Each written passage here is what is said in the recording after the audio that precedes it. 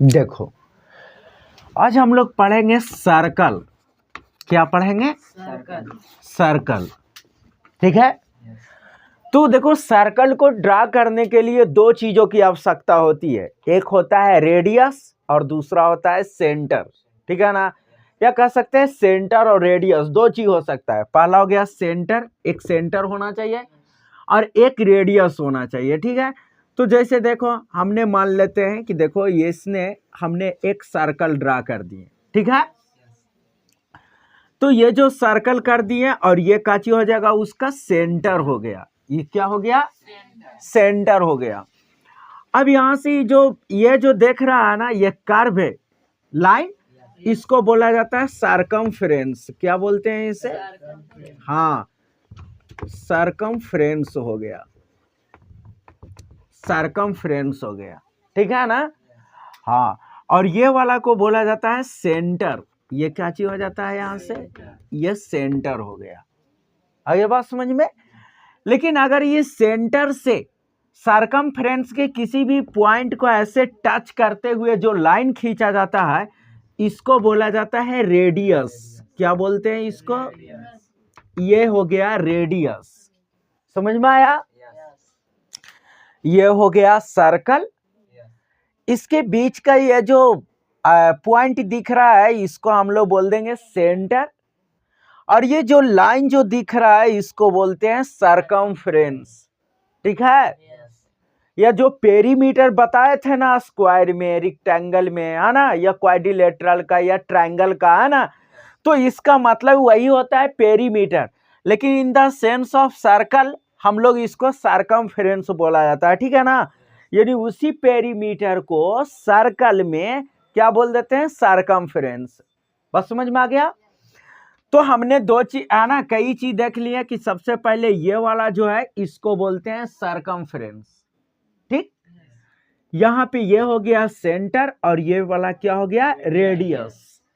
देखो, यहां से ये क्या होता है कि यहां से सेंटर से होते हुए, यानी सर्कमफ्रेंस के एक पॉइंट से होकर के दूसरे पॉइंट तक जो खींचा जाता है, ठीक है ना, लेकिन वो सेंटर को टच करते हुए जाए, तो उसको बोला जाता है डायमीटर। उसको क्या बोलते हैं? यहां से ये हो गया डायमीटर हो गया।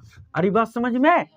हाँ, तो इसको हम लोग डायमीटर बोलते हैं, ठीक। और अगर कोई लाइन ऐसा रहे जो मान लिया जाए कि सेंटर से हो करके टच नहीं किया, ठीक है, तो इसको बोला जाता है कॉर्ड। काची बोला जाता है? कॉर्ड बोला जाता है, ठीक है। हाँ, अभी देखो कॉर्ड, यहां से ये वाला पॉइंट है, ये वाला जो लाइन देख रहे हो ना, ये सर्कल का ये वाला लाइन, तो इसको बोला जाता है आर्क। कोची बोला जाता है? तो है ना। और एक ये वाला लाइन हो गया, ये कौन सा हो गया? ये बड़ा सा लाइन, ठीक है। तो इसको भी आर्क ही बोलेंगे। क्या बोलेंगे? लेकिन ये छोटा आर्क है, इसीलिए इसको माइनर आर्क बोलते हैं। और ये जो है बड़ा है, इसीलिए इसको मेजर आर्क बोलते हैं। समझ में आ गया, है ना। तो ये चीज था कि कोई दिक्कत है। अब यहां से देखो एक चीज और, ये सर्कल है, तो जितना बड़ा सर्कल हो, चाहे इतना बड़ा सर्कल हो या इतना छोटा सर्कल हो, है ना, या फिर इतना बड़ा सर्कल हो, कोई भी हो, ठीक है ना। अगर इसके सर्कमफ्रेंस में ध्यान देना, अगर इसके सर्कमफ्रेंस में इसके डायमीटर से क्या करे? डिवाइड करे, ठीक है। या इसके सर्कमफ्रेंस को इसके डायमीटर से डिवाइड करे, ठीक है। या इसके सर्कमफ्रेंस को इसके डायमीटर से डिवाइड करे, है ना। तो वो एक जो है एक कांस्टेंट आता है। क्या आता है? कांस्टेंट आता है। उसी को ग्रीक लेटर में उसका नाम दिया गया है पाई। कोची दिया गया है? पाई। समझ में आया? यानी हम लोग कह सकते हैं कोई भी, चलो ये है, तो कोई भी सर्कल का जो सर्कमफ्रेंस होता है, देखो सर्कमफ्रेंस, तो किसी भी सर्कल का जो सर्कमफ्रेंस होता है, ठीक है ना, उसमें अगर हम उसकी डायमीटर से काची कर दें, डिवाइड कर दें, काची कर दें, डिवाइड कर दे, तो किसी का कैसे ट्रायंगल चाहे जितना बड़ा हो छोटा हो जैसा भी हो, ट्रायंगल का जो इंटीरियर एंगल होता है उसका सम क्या होता है, 180 डिग्री होता है कि ना, ये प्रॉपर्टीज होता है ना। तो उसी प्रकार से यहाँ पे भी जो है, यानी कोई भी जैसा जितना बड़ा सर्कल हो या जितना छोटा सर्कल हो, उसकी अगर सरकमफ्रेंस में अगर उसके डायमीटर से हम डिवाइड करते हैं तो ये कांस्टेंट मिलता है, जिसे हम लोग क्या पाई के, है ना, उसको ग्रीक लेटर में पाई लेटर से क्या किया जाता है, इंडिकेट किया जाता है। इतनी बात समझ में आ गया।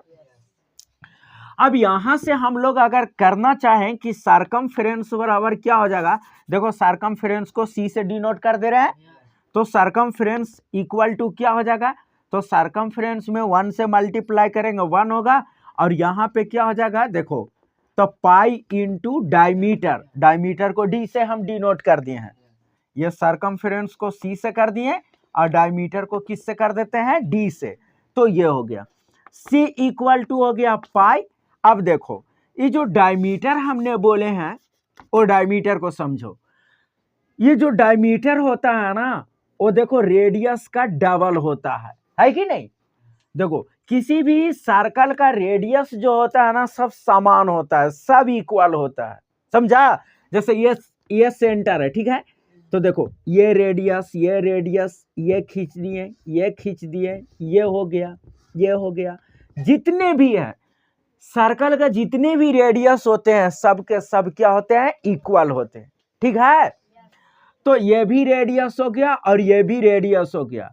अब टोटल कर रहे हैं तो टोटल को क्या बोलते हैं, डायमीटर बोलते हैं, समझ में आया। तो यहां से देख लो, तो यह हो गया। अब डायमीटर क्या हो गया, तो डायमीटर r प्लस r यानी क्या हो गया 2r। तो याद रखना कि सर्कल का डायमीटर क्या होता है, 2 इंटू रेडियस होता है, 2r मतलब r माने रेडियस, समझ में आया। अगर इसी को हम लोग कह दें कि अगर रेडियस इक्वल टू क्या होता है, तो देखो यहां से ये इस तरफ ये मल्टीप्लाई में है, तो इस तरफ किस में आएगा, डिवाइड में आएगा ना। तो इस प्रकार से हो गया डायमीटर बाय क्या हो गया, 2 हो गया, डायमीटर बाय 2। तो डायमीटर इक्वल टू हो गया 2 into radius, radius equal to हो गया डायमीटर बाय 2 हुआ। अब इस डायमीटर की वैल्यू को हम लोग यहाँ पे रख देते हैं, ठीक है। तो ये सरकमफ्रेंस इक्वल टू क्या हो गया, यहाँ से पाई हो गया, और ये डायमीटर इक्वल टू क्या है 2r, यही होता है ना। तो इसको हम लोग क्या कह सकते हैं, जरा देख लो। तो यही सर्कल है ना, सरकमफ्रेंस इक्वल टू इसी को बोलते हैं 2 पाई r, क्या हो गया यहाँ से 2 पाई r। इतनी बात समझ में आया है। तो ये जो सरकमफ्रेंस हो गया 2 पाई r हो गया। इसी प्रकार से और भी इसको प्रूफ करके लाया जाता है, लेकिन तुम लोग अभी जूनियर में है तो चलो वो सब जरूरी नहीं है, अगर होगा तो हम उसको भी बताएंगे। अगर इसकी हम लोग एरिया की बात करें, ठीक है, तो इसकी एरिया की बात करेंगे तो ये होता है पाई r स्क्वायर, क्या होता है, हाँ पाई r स्क्वायर हो जाता है। सर्कल का एरिया क्या हो गया, पाई r स्क्वायर, सरकमफ्रेंस क्या हो गया 2 पाई r, है ना, और डायमीटर क्या हो गया 2r, और रेडियस क्या हो गया डायमीटर बाय 2। इतनी बात समझ में आया, लिखो इसको।